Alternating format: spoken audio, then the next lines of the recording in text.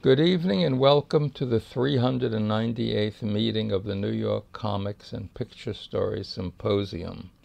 This is a weekly lecture series on comics, animation, illustration, and other text image work. It's funded by the Will and Ann Eisner Family Foundation and the New School. And our guest tonight is Stan Mack, who will be talking about his new book. And the moderator tonight is Danny Fingeroth, who's here off stage. Danny is a longtime comics writer and editor and a cultural historian. He's the chair of the Will Eisner Week and is the author of the 2019 A Marvelous Life, The Amazing Story of Stan Lee, and also the 2023 Jack Ruby, The Many Faces of Oswald's Assassin. And he will introduce Stan and moderate. Yes, I got my own copy.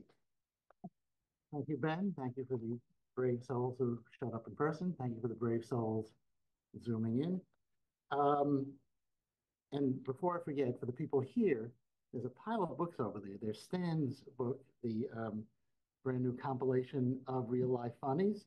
So that's for sale. You could probably talk him into signing them. And if you have any money left over, buying his book, there's my Stan Lee and Jack Ruby. Not Stan Lee and Jack Kirby, Stan Lee and Jack Ruby. Another Stan, the most important Stan Mack, pioneered a documentary style of cartooning with his legendary New York comic strip, Stan Mack's Real Life Funnies, in case any of you came here thinking this was some other Stan Mack, which ran in the Village Voice for 20 years. For a decade, in Adweek magazine, Stan Mack's outtakes took on the world of media. Mack is a former art director at the New York Times Sunday magazine. Among his graphic books are Revolting Rebels, A History of the American Revolution, and The Story of the Jews, a 4,000-year adventure that has been described as wonderful. They have been described, his books, as wonderfully subversive, delightfully whimsical, reportorial and poetic, and anticipating graphic journalism and graphic reportage by 2 to 3 decades. Stan Mack. Thank you, Ben. Thank you, Danny. Thank you all for coming and being patient with all this. And we're now going to start. Danny and I will gab, and I'm going to run through a bunch of slides and kind of put it into context. I don't know if there are any students here. I thought there might be some. But graphic journalism today is current. Back when I started this thing, there was no such thing. In fact, I really didn't know how to go about it because I didn't know what I was doing, at least to begin with. All right, so that's the cover of the book. Jump in anytime. That's the cover of That's the cover of the book. That's the cover of the book. It's on sale. Did I mention that? Yes. Along with Danny's. Speaking of Danny, one of the strips I did, I forget what year it was, sort of touched on your life as well, because you worked at Marvel. I sat in on a editorial session at which the Hulk and I think Sasquatch, is that possible? Sasquatch, one of the Canadian superheroes. They were figuring out who was going to win out between those two guys, I guess. But my job was to do the creatives who were building all this stuff. That's Jim Shooter, the real tall guy in the lower left. Jim was the editor-in-chief. And then I don't know who, there may be somebody else here who worked for Marvel in those days and might even remember this. Most of the slides I put up here are not the full strips, which are just overwhelming with words and endless background for the pictures. So I'm going to do bits and pieces of all of them and talk about them. I think that's an editor and artist named Al Milgrom with the beard. And the woman might be Jo Duffy, who was, I think, his assistant at the time and went on to be a major writer herself. But it's interesting you say the creatives, because I don't think either of them actually, oh, you know what? They were swapping plot lines. Then probably one of them was the writer of the book. But Shooter was definitely, it was an annual, which had to be a big deal. That was exactly the point. A lot of the ideas just weren't big enough for me. Exactly, not big enough. How did you come to be there? So I was working down the hall because it was definitely 81, 82 when I was there. Oh, okay. So that's when it was. Yeah. How did I get to be there? Well, Yeah. how did I get to be anywhere? Well, with that this would, thing? Which is kind of like the start of the whole business. This is what happened was I was a art director for originally the New York Herald Tribune, which was a really exciting place to be. It really changed journalism,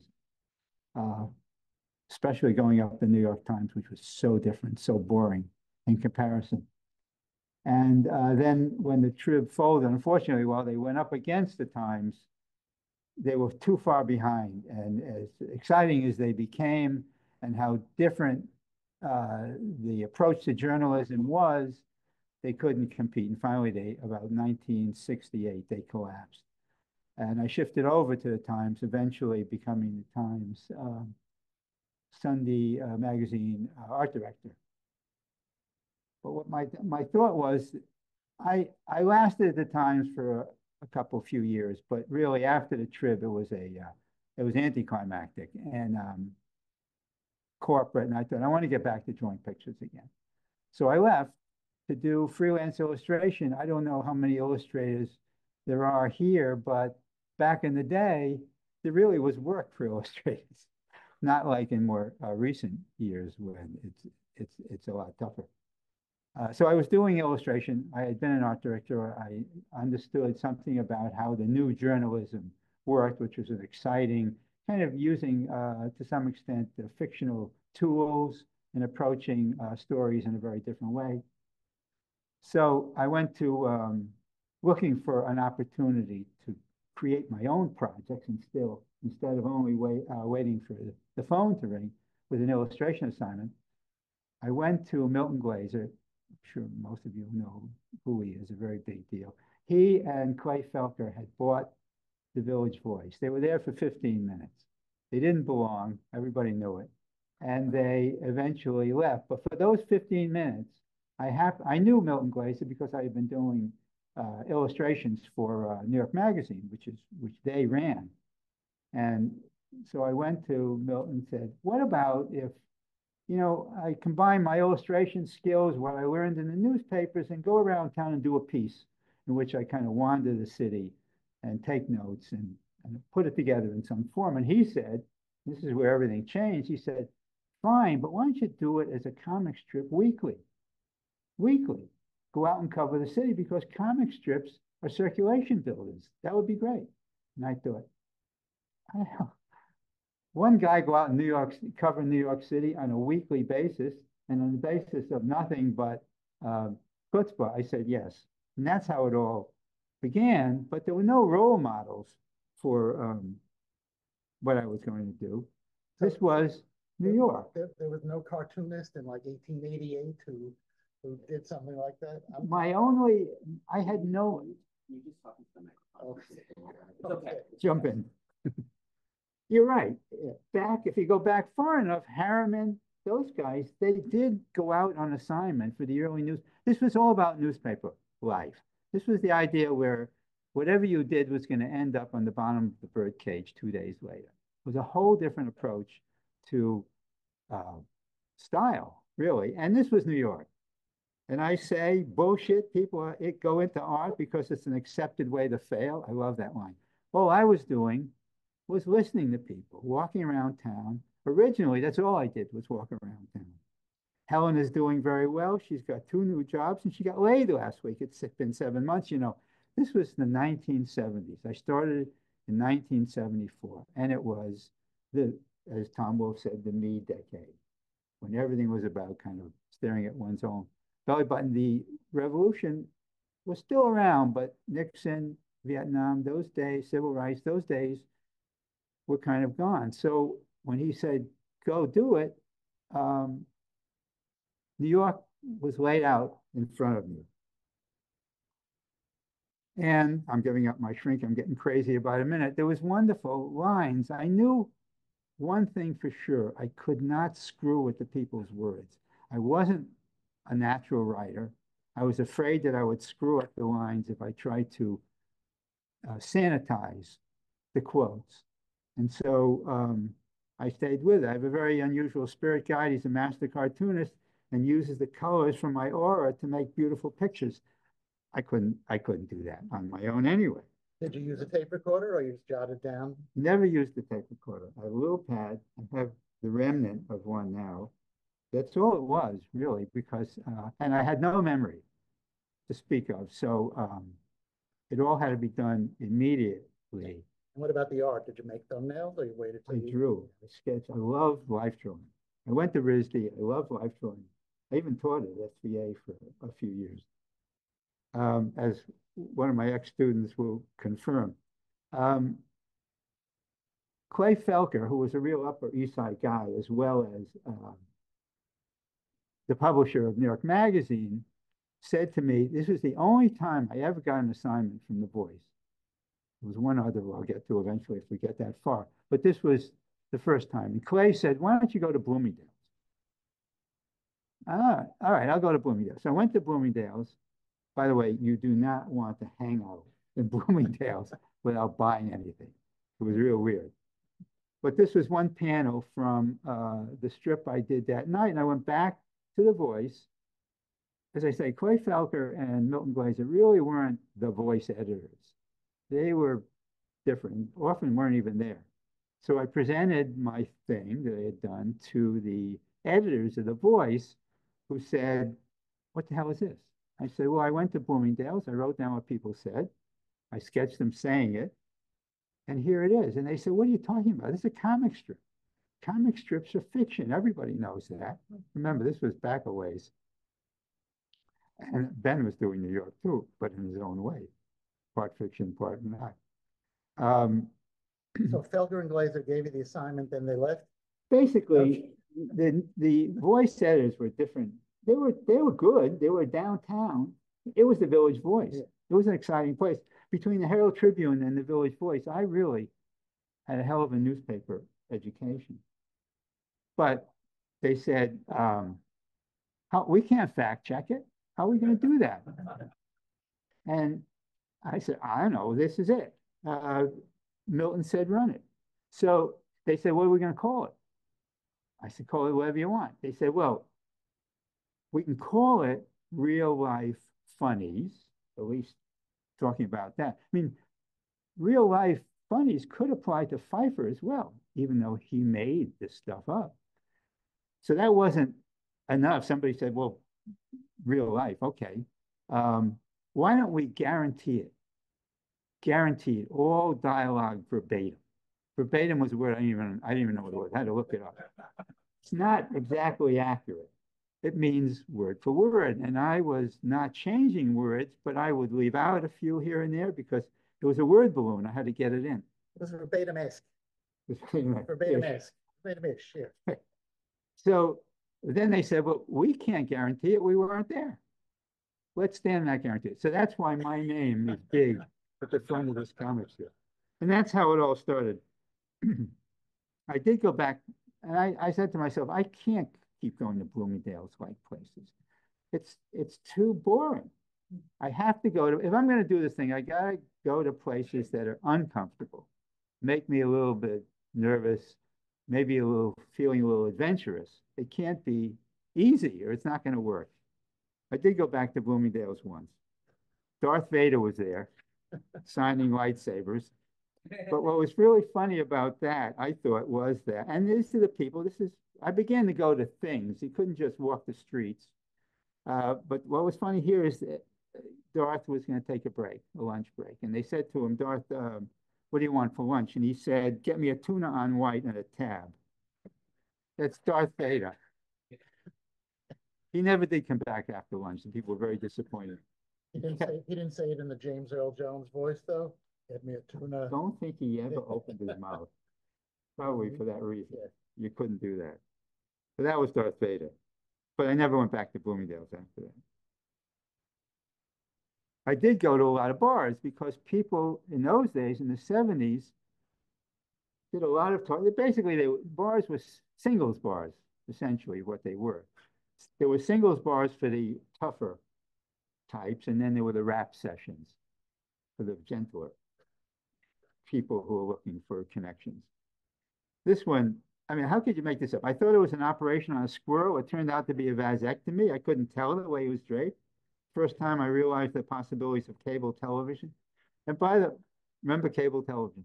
By the way, it was really important for me, and this was my newspaper background, I suppose, that I had to draw what the people looked like who were saying these things.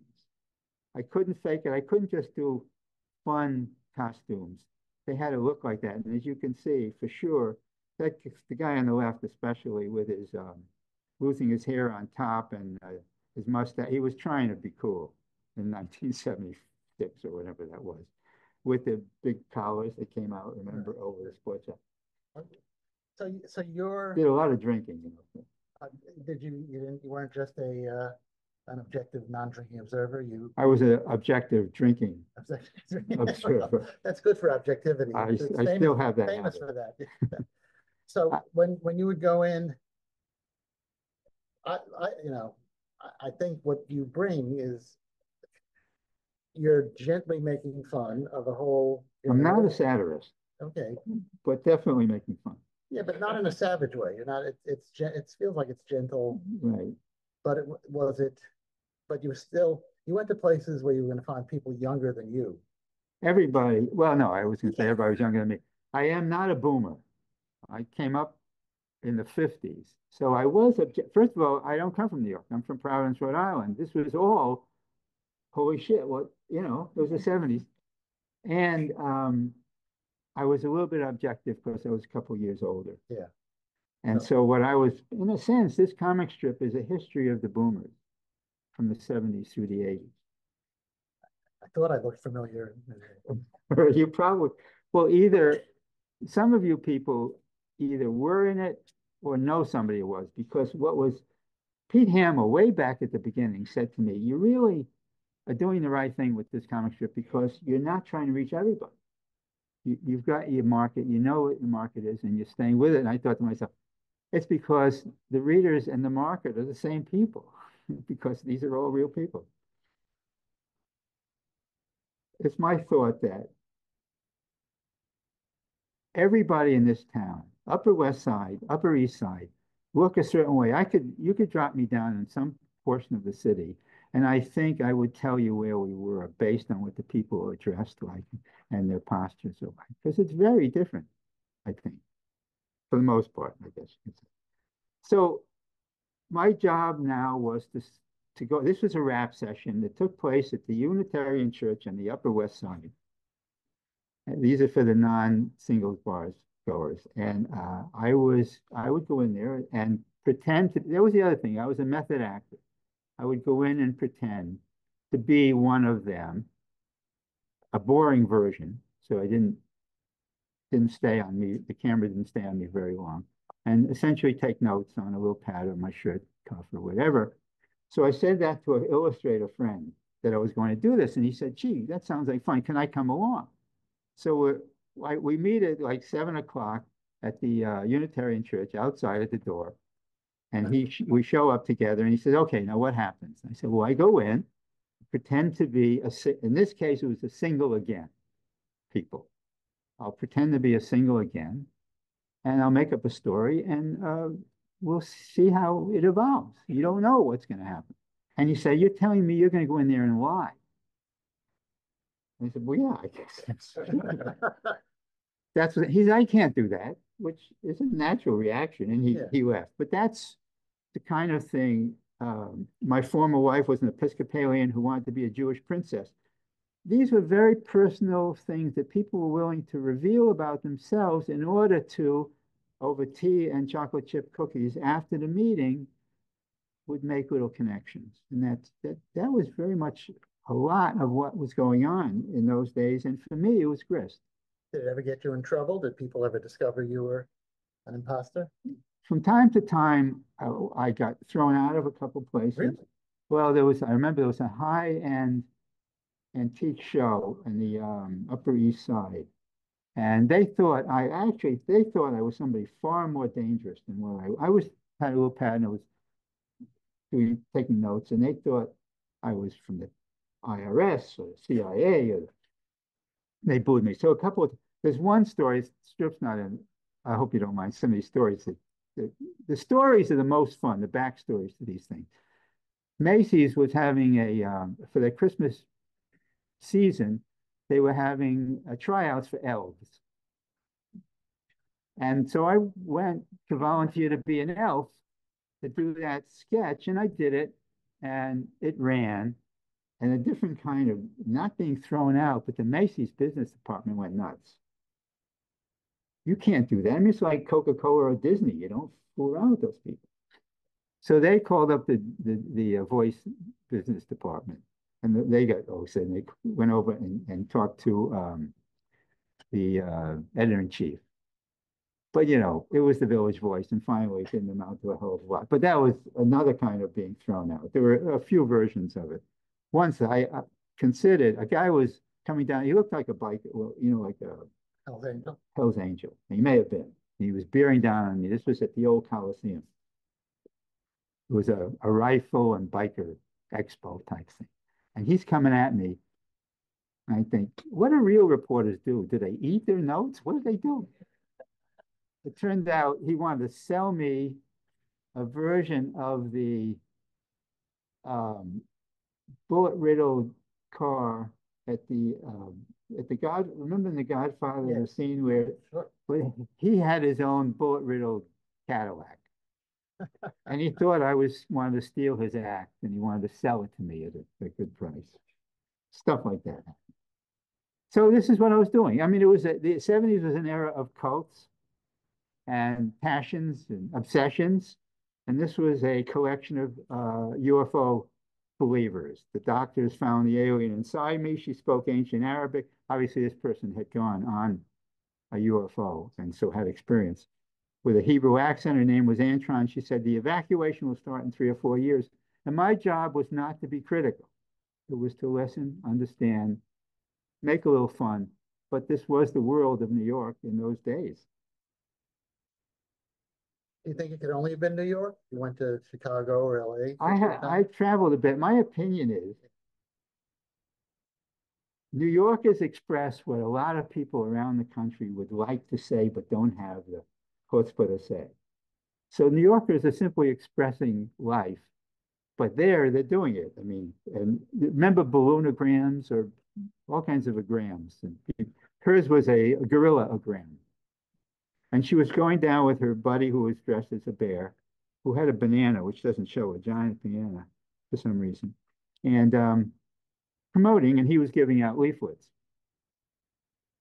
What the hell is that? I mean, you know, you can understand that. But that was a gentle comic version, me going along with people, inviting myself along, and they were fine because in a sense it was publicity for them. This is another kind of Wall Street story I did. Again, this is a panel from a much bigger one, which was the 70s protest crowd. Don't be a whore for money, take the day off. Somebody has to pay for your welfare. And the coming 80s money crowd. This was a confrontation, in a way, between those two decades, which were very different in New York. And that was me being bounced out of the way by a cop on horseback. And my job was not only to capture the action, but try to show where we were always. As much as I could make it a specific place, that made it more valuable and more truthful. In your real life, where were you hanging out? What was your normal place to be, or Well, you hang out at home? This thing was a weekly pressure. So that was my life, but it was also friendships and connections, because I would make sometimes friends with people which otherwise would never have had an opportunity to connect with. So I was hanging out, but I was basically always looking for alerts. Remember the what was it called? The bulletin board at the back page of the Voice, where you'd get all kinds of odd invites to stuff, and I would follow up, press releases, any of that stuff. The one place I couldn't do a very good job was concerts, because I couldn't hear. This is the Plasmatics, probably a CBGB. There's Wendy Williams grabbing her crotch at the beginning, and Richard Stotts, the tall guy in the middle. In the backstage, which I could do, was giving advice on where to buy the best super length hose. But that was uh, punk rock was definitely. That was not what you were listening to at home? We didn't do a lot of Punk rock, although I had a couple of friends who did. And I have to say, there's a lot of sex in that book. Because sex was coming out of the shadows in the 70s, very different from the 50s. And this was the Pink Pussycat Boutique on West 4th Street in the West Village. And it was well lit, and they were selling sex toys, and they were happy to have me come in and hang out. I did actually a couple of stories from this place. There was also the Erotic Baker, both in the Upper West Side and in the West Village. You see the woman, the kind of sexy woman in the upper right. 30 years later, and I drew her just like she looked to me. By the way, I went behind the counter at one point and was demonstrating manual dildos, which had a little crank in the back. That was my job. 30 years later, I got a note from a guy in London who said, that was me. That sexy babe was me. Your strip and working in that store gave me the courage to trance. He says, now I'm an old bloke in a tweed cap in London. Many, many years later, I thought, that's just wonderful. An early trans story. There's another sex thing. So you've probably heard of Plato's Retreat, whether you ever went there or not, but I did. It was in the basement of the Ansonia Hotel. And it had a legitimate swimming pool. Maybe it had once been a gym or something. But because it had a legal pool, it had to have a licensed lifeguard. So I went there not knowing, I wasn't just going to, sex was everywhere in this place, all different variations. But that wasn't really that interesting a story. But the lifeguard was. So I hung out with him and did a story. And of course, the point was that he was at the deep end where probably there would be trouble, if at all. But nobody was at the deep end. They were at the shallow end playing around. And you're there with your with a hat with a press badge. I took a little license there. I actually had more clothes on than that. Although he didn't, of course. And you can see what he said. I guess you get used to it. I think the former lifeguard had been fired because he got a little bit too exuberant in the place. But as another reason why I put this one up. So it was dim, it was dark. And so you couldn't see all that well. I bumped into somebody, turned around. It's Harvey Kurtzman. Harvey Kurtzman is Harvey, what are you doing? He said, I'm doing research for Little Annie Fanny, which ran the Playboy for years, as you know. And he was very thorough in his research, obviously. He was famous for that. So people would say to me reasonably, you didn't really hear that, did you? They didn't really say that, did they? In fact, they did. I really didn't make up anything. So one day I simply got on the city bus. I got on, I'm listening to these two voices coming from the rear of the bus. Obviously, Nixon on one side and Commie Red on the other, in very different sounding voices as well. So I began, it's like an animation. I began to work my way back, sketching as I went to the back panel, the back of the bus, where it turned out that there was this one character woman who was doing both voices back there. I'm not good enough to do that. So that's an example, at least an extreme example. There were characters throughout the village, east and west. I don't know if any of you might have heard of the Rug Man. This is a guy who wrapped himself in a rug remnant and put himself out in public. You're nodding. There's another one. I don't know if this guy's name was Kevin, but he got off on being stepped on.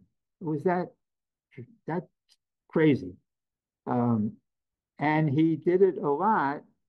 This is me interviewing him some of my strips turned into interviews because it was a way for me to expand beyond the simple overheard and dig a little deeper.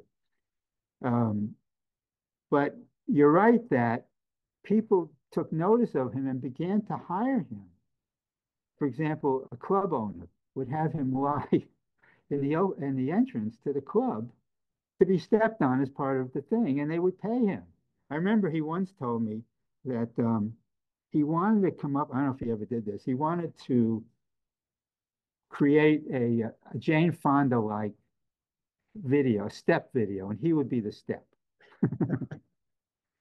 And I think there might have been enough money eventually. Oh, this guy clearly had to get past this. There was no future in lying around in a rug. But somebody may, I think there is somebody who's doing that for money now. Was there anybody you interviewed or observed that you thought would make a great story, but it was either too wild or too dull or just, something you thought would be great that turned out not to be? There were times when I came up empty, where I went, like this guy at the Coliseum, as colorful as that place was with the guns and the bikes and all, it finally didn't work. I couldn't make it work. I had a folder called Odds and Ends, literally, because I'd still be walking around town, and I had a good ear for dialogue, even if I didn't know what the story might be. And I would write it down and stick it into this folder. So every once in a while, when the story didn't make it, I did a collection around town type thing. Right. And that was the way around. But I never, if there's a drawing style here, it's because that deadline just was deadly. I mean, you did not. I took as long as I could. I drew all these things were drawn in one day, collected in advance, sometimes sketched in advance. But I started in the morning and I delivered about 11 o'clock on closing night to the Voice. I was in the village. They were in the village. I began to think that literally I was making a pizza. You were putting in the mushrooms and the onions and so on. And when it was done, you're running while still hot over to the Voice to deliver it. That's what it felt like. By the way, some of you will know this guy, might even recognize. He claims it's a terrific caricature of Ron Hauge, who was a poor, struggling cartoonist on Avenue B and 13th Street during this time. And obviously, I wasn't there. He told me this story. If somebody was willing to let me grill the hell out, I would if I thought it was a worthwhile story, New York story, do it. And this is one half of a strip in which he was held up, which is a joke. It was a joke to him because you don't hold up somebody who lives on 13th Street and Avenue B, which is what he was telling the guy. They ended up sharing Ron's well, now you would, but then you would. Now it is. Now you would. Yeah, that's true. Yeah. He was advising him to go somewhere else. But that's Ron Hauge anyway. He loved that caricature and so. So eventually, the 70s came to an end, and it was the 80s. You're looking sideways. I'm going to fix this, but I did 2 poster-shaped comic strips. One, a yuppie. Remember Yuppies? It was coined around 1981. One was a female yuppie, and the other was a male yuppie.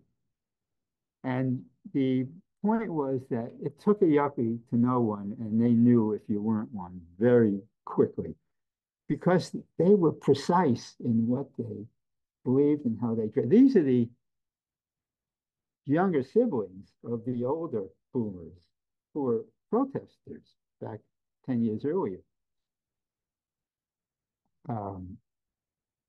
Did you ever try to analyze why, or that wasn't your?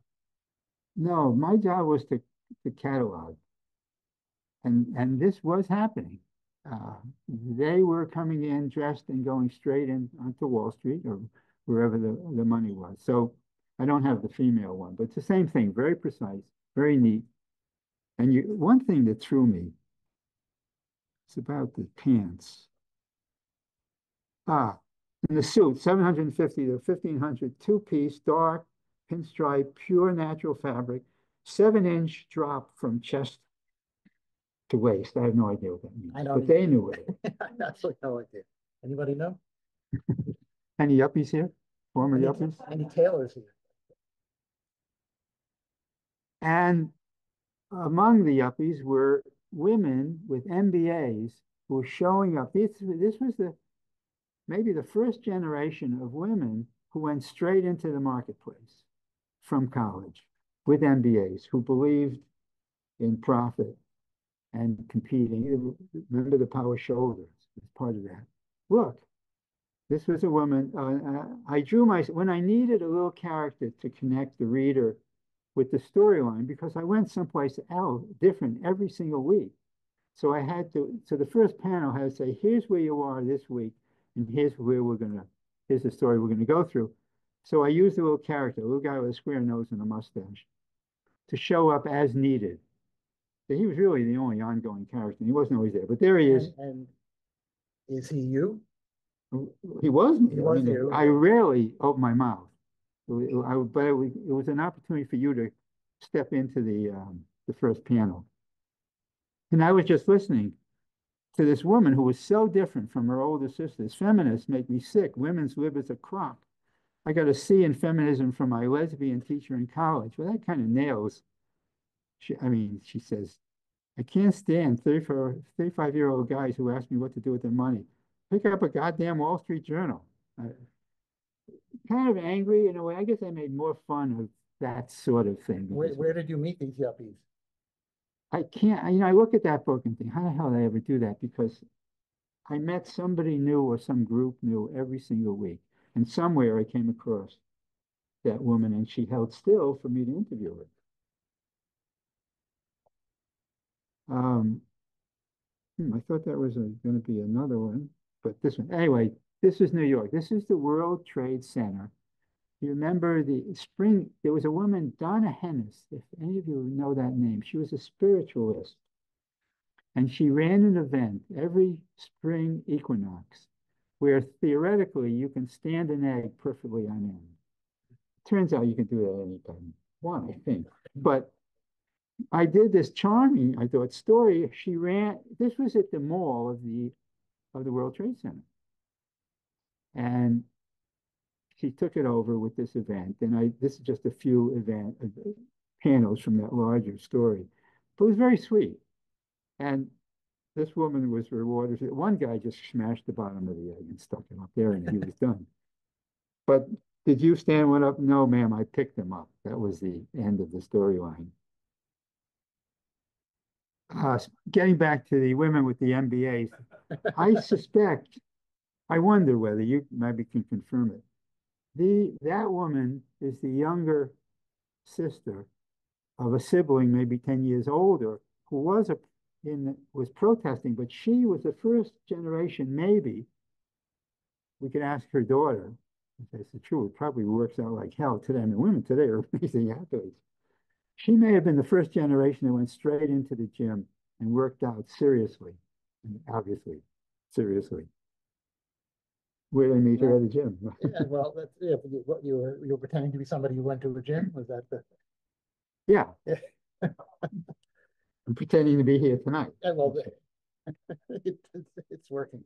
By the late 80s, I had done so much, I'd been so much around town that when I read that there was a squatter movement in the East Village in the late 80s, it really drew my attention. There's something about that concept of squatting. It was a homeless issue in those days, like it is today. You did a lot of strips about that in Tompkins Square Park. It became my beat. What was the That was it. thing? I thought, this is something I really want to get involved in. So I went over there. I kept going over there, not every week, but certainly a lot. Became friendly with some of the squatters, some of the homeless. Many of those times, the homeless had taken, not always there, but they took over Tompkins Square Park, living in refrigerator boxes and so on. And there was drugs there, and there was still the band shell, which is now gone, I think, or renovated. And I met a lot of squatters and hung out with them. This is a strip with a guy I met, different from most of the squatters. A lot of the squatters were young. Some were even from Europe, where squatting was a bigger deal, I think, even.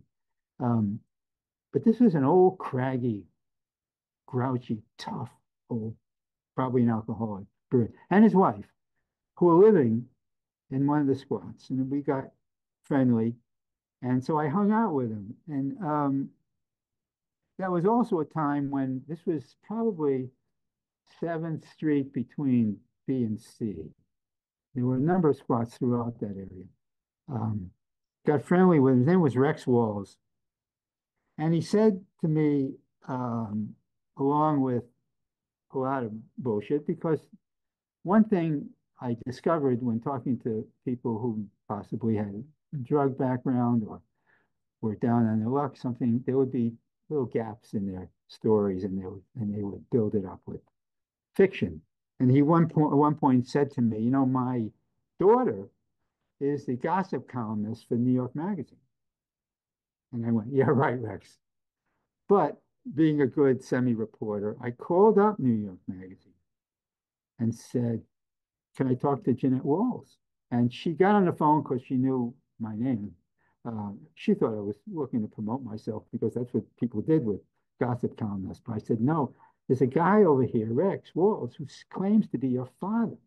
And there was this really pregnant silence because it was true. And she'd been hiding it up to that point because the world she was living in, there was no room for these crazy parents who were eating out of garbage cans, dumpsters, really, and happy about it. These were not down-on-luck people. They were there because they were both crazy and amazing and smart people.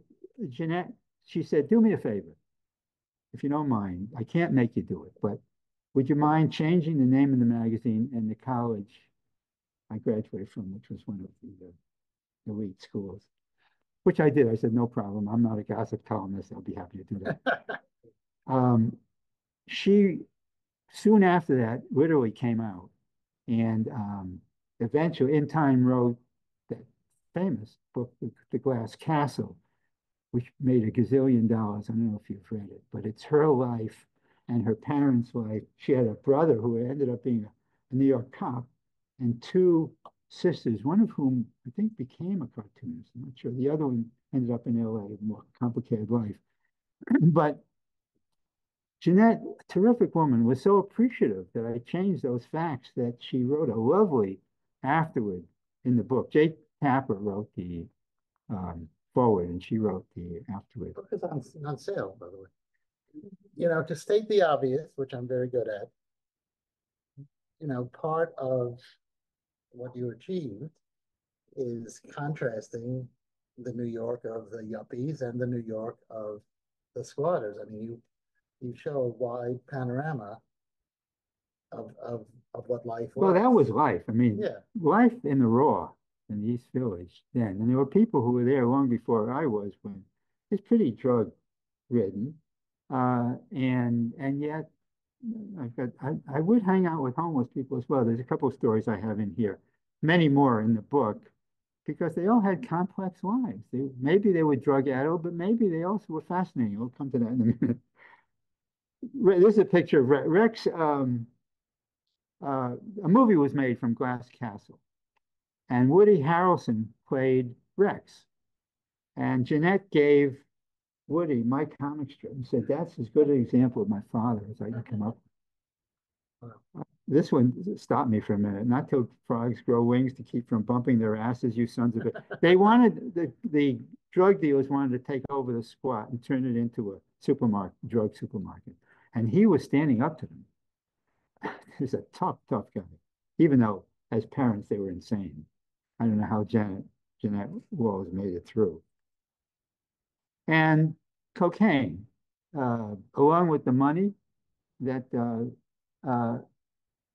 was part of the 80s, was being able to afford coke.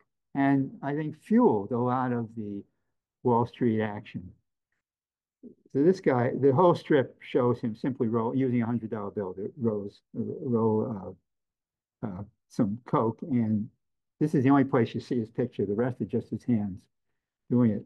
But it's like talking about wine, a teensy bit uppity, slight sting in the nose, but it's the champagne of drugs, always a welcome gift at a party. There was also, if you couldn't afford coke, there was crack on the streets, and had some experience with them as well. I hope I'm not taking too much time here, but this is a story I would love to tell you. I got friends with a guy named Bobby Fuller, who was running something. He wasn't himself a squatter or homeless, but he was a major activist, serious guy. And he started something called the Hobo Theater Company, using homeless people out of one of the squats that I would hang out in. And so Bobby and I got real friendly, and he was always, there was something called hobo stew, which I think it's in the book, which only serves 40 and above, because we would go to the Tompkins Park at night on cold winter nights and give out free hot soup. One day I'm walking with Bobby on 10th Street, right across from the park.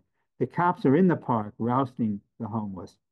And Bobby's got this kind of sling on his chest. I'll tell you why in a minute. And we're just walking along, and some guys come rushing by, some squatters who want to occupy the building we were actually right in front of at that time, right across the street from the park on 10th Street, and take it over for homeless people. It was one of these warehouse buildings. There was a lot of them over there at this time because the city landlords were walking away from them. You couldn't afford to keep them up anymore and make any money. And so they were sitting there empty.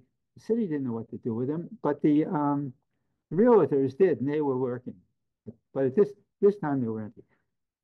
So Bobby says, "Where are you going?" He says, "We're going to occupy this building." So he says, "Can we come along?" And they say, "Yeah, sure, come." So he and I don't show in this strip, but I'm with him, and we go running up with the guys. They barricade themselves into an upstairs apartment. They're going to hang streamers out in front. And of course, the cops spot them and come running up the stairs because they got to stop this thing. And we're inside, and the cops are going to break down the door and arrest everybody, as they say there. And Bobby says, "I can't be arrested." And I said, being arrested is not going to help any story I might want to do on this thing. So we both jumped out the window, and it happens. I was there the other day. There was this building opened onto a garage roof, 1 story high. We were able to jump down, get on the garage roof, and jump one flight down. It was a garage then. It's now a restaurant, still there, and it was safe enough to do. And Bobby, I just pulled out my pad as the cops came running around the corner. This was on Avenue B, and like I was covering the story. Bobby runs to the phone booth, and he gets on with his wife, Mary Beth, and he says, "Mary, yeah, we're both fine." So he names there's a baby in this pouch he's carrying on his chest, which is why he couldn't afford to get arrested. He said, "Because I just didn't have enough formula for us to go to jail." And Mary Beth, as much of an advocate as he is, totally understood. I call her Emmy here. In fact, her name was Che, of course, after Che Guevara. And she was either 2 months old. I didn't know her much longer. Bobby died, sadly, very young of bone cancer, and we lost touch. I lost touch with Che and her mother a while after that. I always wondered, what happened to Che? Where was she? During COVID, about 30 years later, I get a call from a tattoo artist in Austin, Texas, who says, "I'm having a 30th surprise birthday party for my wife, Che." And he knew about me because what she said to me afterward. So that was amazing. And 2 little kids, nice little kids. She said, "I never would have done what my father did, but I did love her." My comic strips were her. She didn't know her father because she was a baby, and he died too soon afterwards. She said, "Your comic strips, which my mother saved, were my photo album of my father." Can I ask you, in this strip, there's no Stan Mack character, even though literally talk about I was there. What made you decide that it wouldn't be appropriate? Well, you do a comic strip. Yeah. There's only so much you can get in any one panel. As it is, I really admired my readers because I put a shitload of stuff in there, and the words just became more and more overwhelming. So it's that simple. I just, I did Yeah. as much as I know. It was not necessary for me to be in that. I wasn't showing off. And You want to? How are we doing time-wise then? should I keep? Give me a high sign because there's one at the end I want to get to for sure. So let's keep going. Okay. So I said that homeless people often lead complex lives, I discovered. This was a guy who was camped out. I shouldn't say camped out. I mean, he had a whole apartment there at the West 4th Street, 6th Avenue subway entrance, on the east side of 6th Avenue there, and a ton of books. And the mattress, a whole deal. You can see the percent, the 6-month deposit, 7.2%. I mean, it's a whole different world. This was like, I don't know, sometime in the early 80s. The bank there was there. I did try to make sure you knew exactly where you were. His name was Pierre Helixer, he told me. He was running for president. And he began to give me facts about his life. He knew he could speak Greek, read Greek. He went to Harvard in the class, would have been the class of 58, except that he stole a statue in the campus someplace, and he quit or they booted him. But he was at Harvard, a really smart guy. It turned out that he was part of the Andy Warhol crowd and a serious experimental poet and filmmaker. You can find him online now. He was homeless. He's a schizophrenic. I'm friends with both his sister, who is a Marissa Russo, a fine graphic novelist, and his daughter, who has done a film. You can also Google called The Invisible Father. But for a while, he was on the streets in New York. He actually ended up being killed in a motorcycle at age 56 in Holland, where he then was living. A really amazing character. But I didn't know that. He was a homeless guy who was running for president. So I went along with it. And AIDS. Of course, the 80s was about AIDS. This was a friend of mine who lived on St. Mark's Place, just off of Avenue A. And he was dying of AIDS at that point. And of course, he's very philosophical about it because you learn to be courageous. He was not only philosophical, he was really courageous because at the same time, I was doing this story with him. He was going undercover to get the goods on a phony doctor who was selling phony HIV medication. He was doing that at the same time. There are a number of those stories. I can't leave talking about the 80s and money without the wild and woolly fine art scene that was going on then, where you bought something by some artist and it was going to be worth 10 times as much next year. This was a couple, again, they looked exactly like that. A caricature, but that's what because they came from Scarsdale. And this was on West Broadway, a gallery. Why I was able to hear all this, I don't remember, because I went in and I was pretending to be a buyer, but I didn't look like that. I'm Dr. Schroeder from Scarsdale. I changed his name, but otherwise this is accurate. It's from behind my desk. I wouldn't live anywhere but Scarsdale. We don't even have a second home, imagine. And they did buy something, and I have them describe the painting further on in the comic strip. There are a number of stories on people of color, racism, that sort of thing. One thing I understood was it wasn't my job to put myself in the shoes of what Black people were experiencing in those days in New York, but I could try to capture what they were saying. So there are a few of those in there now. This was a kind of a comic one. They sent me to a WASP boys' school, this guy told me. I was on a crew team, a freckled black Jew trapped on a boat with guys named Brookings Chandler, which of course I made up. That guy actually is now a stand-up comic. You can find him online. Sarge is the word, the name he goes by. But that was kind of a lighthearted version. There were some heavier duty stories about some of the black experience in New York in those days. And also, it was at the beginning of the 90s, which now was a time of increased immigration to the country. And it's hard to see. And this is what I was talking about. This is only a part of the strip, but I included because it was kind of comic that this guy whose folks in Pakistan were expecting him to get back and marry properly was being seduced by the kids he was around who didn't care, who were studying theater and film, not economics and business, which is what he was supposed to be studying.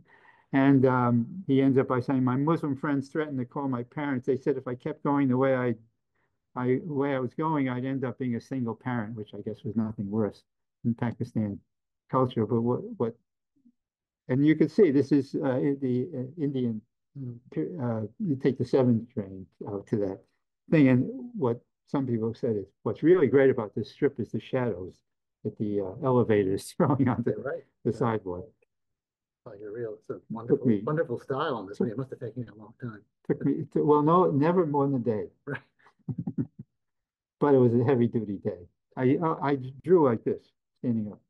Going through the book, you can see the strip evolve, and you can see you evolve. That's just right. It really, and I noticed towards like the last third, a lot of the strips get very introspective and very philosophical. That was. I suppose, and working at the Voice didn't help that way either. I mean, I got more serious, and whether that's a good idea for so-called cartoonists to get serious about topics, unless you're a political cartoonist, but you're right. And I was certainly changing. 20 years of my life, having come cold to New York City, and having gone through a lot of personal stuff, of course, at the same time I was doing it here. And in a sense, that book is my life as well, but in ways that only I know about. But we can guess. This is the one. So every once in a while, I would turn my pad towards the Voice. I was standing there near the copying department. I heard behind me, is blowjob hyphenated? And I thought, I got to do this. I turned around. It was really comical, and it was perfect comic strip. Of course not. It's 2 words. Everybody knows that. Well, 2 words just doesn't feel right. We'll look it up in the dictionary. Are you nuts? Blowjob isn't in the dictionary. It's not. Nothing new. People have been doing it for years.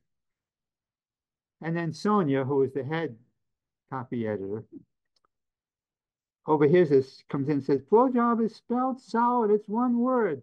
And then the 2 women, I'm repeating what you're reading. Making love is 2 words. Giving head is 2 words. But fundraiser is hyphenated. I couldn't resist it. It's now the 90s, and life has changed for the Voice, for me, for New York. There was a punk group I'd known for years called Iron Prostate, and there's a comic strip in the book explains how they got that name. But at this point, they're well established, and one of them had a contact in Westchester. I don't know whether Scarsdale or Mamaroneck or Hastings, they're up there someplace. And they go in their costume, the way they play, to impress these kids a few years younger, the suburbanites, only to discover the kids were more scary than they were, with their various kinds of punctures all over their body. But at the same time, they knew where the money was, and they knew they were going to go after it. Hotel management is good health care and retirement benefits. Did you file a Schedule C? These guys don't know what Schedule C is. Well, they went home kind of deflated. And in a way, I was sensing that everything was changing altogether for me too. And I was wondering, my later strips were so full of words, I wondered whether, looking back, I was somehow anticipating something I wouldn't have known anything about then, which is graphic novels, graphic memoir, which these things could have become in time if I understood what I was doing, which I didn't. So this is just a joke. Times changed, and so did my haircut, which had been long at that point. So the voice, in their wisdom, so I said that the only time I went on assignment was at Bloomingdale's. Shortly before this strip ran, they gave me an assignment. The editor, I am not sure if the managing editor even read me at that point. I had a lot of fans, but I don't know if the voice was one of them. And they said, go down to Orchard Street and do a fashion piece on, the rag trade in Orchard Street, which doesn't exist anymore, I don't think. I mean, it's nothing like it was in those days. And we're talking now about 94, 93. I went down there and I came back and went, nothing, got nothing. And maybe that was their attempt to figure out whether Real Life Funnies could move on with them into the later voice. And clearly not. Anyway, they booted the comic strip along with other features. The sports editor, there were some columnists that went as well, and eventually Ned Hentoff. Everything changed. Soon after that, they went free, I believe. But this was my kind of goodbye to the voice. All I did was go back and cut up a lot of different comic strips and paste them all together and do it that way. There's my wife came up, who's a writer, came up with a appendix in the back of the book. She from California, didn't know New York either. It came even later to me. Said there are a lot of places in the book that no longer exist, and there are some that do, but they're very different. Why don't we have an appendix?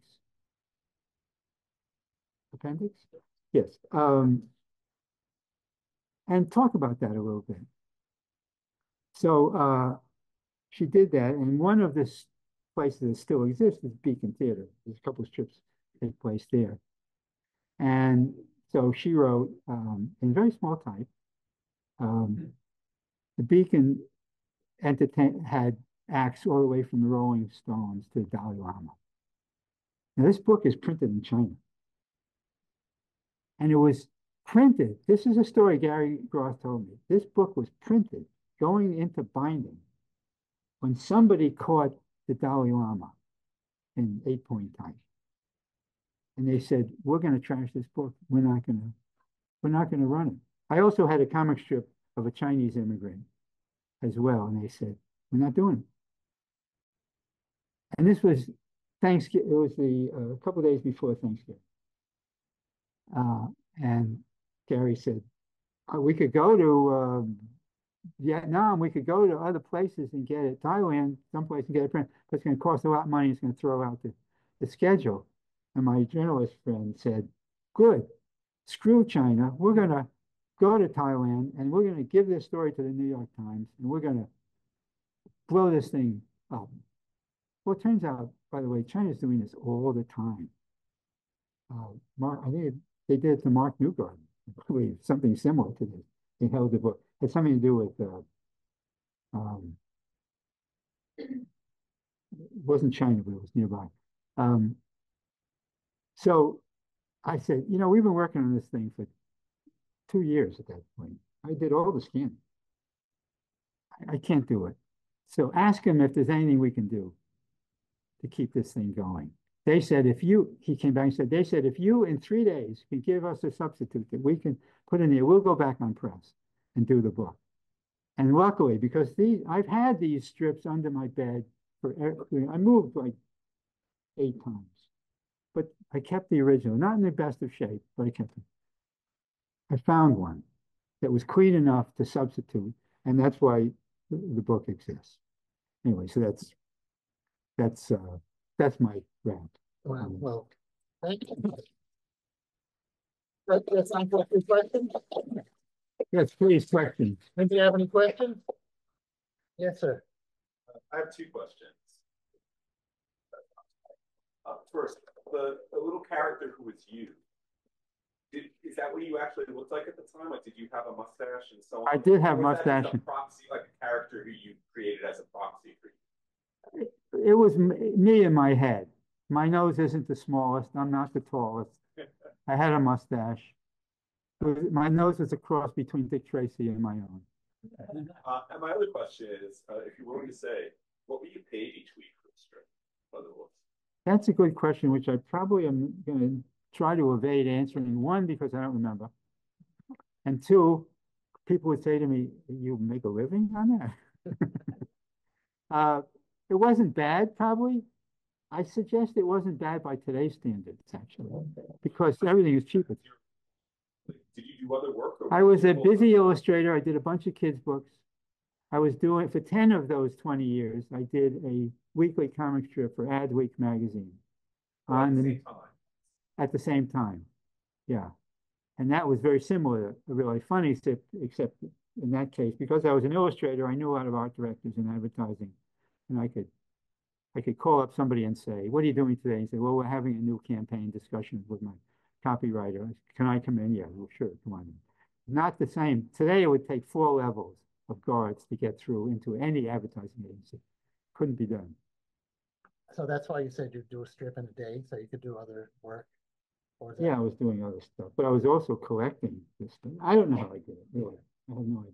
But was it really a bit? I mean, I can't imagine you could. It had to be a day because it took a few days to gather the stuff and think about it. That counts as, but just the final drawing. Sitting down at the board. Yeah. Wow. Yeah. Anybody else? 2-ply Strathmore. Yes, sir. Question about those days, because looking back on it, you see like the half pages that were running, you, Five First Amity, all those comics, and it's kind of amazing. Was it Ben, by the way, for too short a time, I never understood that. Yeah. I don't know how it happened, but if anybody belonged in the place, it was it. No, it was were you in the union and getting health care like a full-time employee? I wasn't, there were different categories then. Oh. I wasn't full-time, but I was like a full-time freelancer or something like that. Oh, I have a story about the health insurance that I won't go into here, but anyway. My question is, like, looking back on it, it didn't seem like it was a golden age, but you look now, you go, wow, these are people doing comics that were not in a comics, bubble. They were in the real people would see them, and it's an amazing thing. Was this comic syndicated for the other indies, like the Chicago Reader or anything else? No, that kind of syndication, I don't think it existed particularly back in the day. Pfeiffer was. It seems like some people were around and it seemed like they could be in the 4 or 5 of these things could keep them going. Yeah. That's what I was kind of curious. No. Because the way you tell the story, it's like The Voice happened, it's, and then it didn't happen, and that's the whole story. Well, I went on to do other things. Yeah, in fact, for this, right, I mean, for this particular strip. I was juggling a bunch of things. Right. Yeah, during that time. I knew an editor who lived on St. Mark's during this period, and he said, why don't you do a book on the squat, what you've learned about the squatters? And I say, there's an awful lot of people. I mean, the East Village was filled with photographers and filmmakers and cartoonists, and they were all gearing up to do stuff for the theater even. But I said, I'm looking at these protesters going into the street, confronting the cops, bottles flying, starting trouble. There's a lot of protests going on in this book. I'd like to know how it all started. What drives people into the street? I'd like to do a cartoon history of the American Revolution. And he said, okay. So that's what I went into next. And that was my kind of jumping off from the squatter period. Thank you. Yeah. Yes. I came to your work through this paperback edition collection. Yeah, green and yellow one. Yeah. Paperback. Green, yeah. And the introduction is like one of. I guess I was wondering if that made it into the new edition, because it's one of the most interesting pieces of writing about reportage or going undercover, it says like it helps to not be too this and that, like not too. Did I write? I wrote it, right? I think I wrote so. it. I think so. That's only the first couple of years. This is 20 years. That was, but you're right. I was probably so full of what I was doing that I got into some detail about how it came about, what it was about, how I made up things. But so yeah, that's interesting. But I mean, what Jake Tapper said, Jake Tapper was a frustrated cartoonist. Did you know that? He wanted to be a cartoonist, and I said we needed a forward for the book, and I said, well, I'd like to get a national journalist, somebody whose name people would recognize. I said, I wanted Ron Chernow was a friend, but he's an honor one. But I had Jake Tapper's email for another reason, and I sent him a note, and he jumped right at it. He said, I was he's from Philadelphia. He didn't grow up with the strip, but he bought that book in a used bookstore when he was like 10 or 12 years old. And he wanted to be a cartoonist. And he said, that book, he said, I still have it. It's it's crumbling, falling apart. There was something about that thing that really caught his attention. Yes, he was happy to do it. It was really, it's almost like Serpico or something. I imagine you as like this sort of like able to transform yourself into these different situations as being a very profound thing, especially people did have their image about who I was. Did you dress differently for different venues? Well, a little bit. Yeah. I mean, if I was going to a rap session, it'd be different than when you go hang out in the squad. That sort of thing. But not severely, not Right. seriously so. But that's I remember somebody imagining that I would stumble out of some crummy loft down on the Bowery and say, "Oh, I know I need a strip. Let's see, where can I go for?" Which wasn't true at all. I even had a family at that point.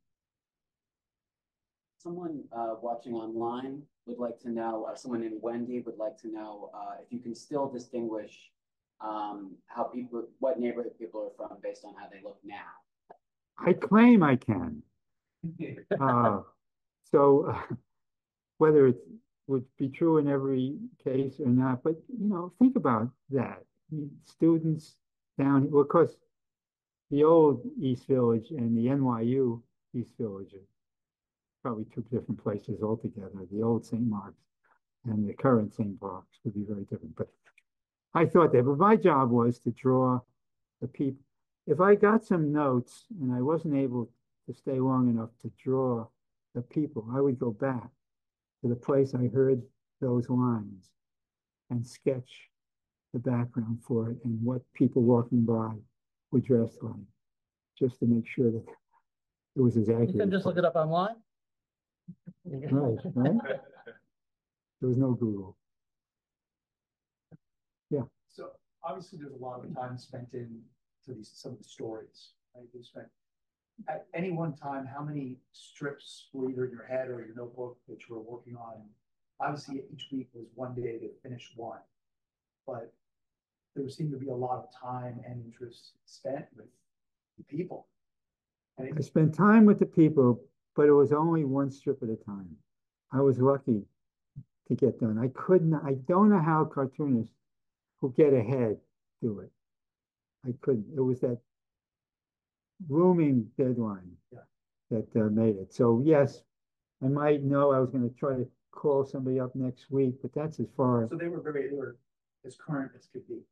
And also, that's the new journalism. Yeah. One of the things that Jimmy Breslin and Tom Wolfe and Gail Sheehy were doing was changing their approach to make it as taut and immediate as possible. Did you know them? Did you know? Yeah, not well, but I drank down at Blake's just like they did downstairs in the Trib building. That's one other silly question. Did the Scarsdale Mercedes really have IOU on the front license plate? It did in the picture. I don't think I made that up. I would like to think it's accurate. I can't guarantee it though. I think that's it. Well, thank you very much for your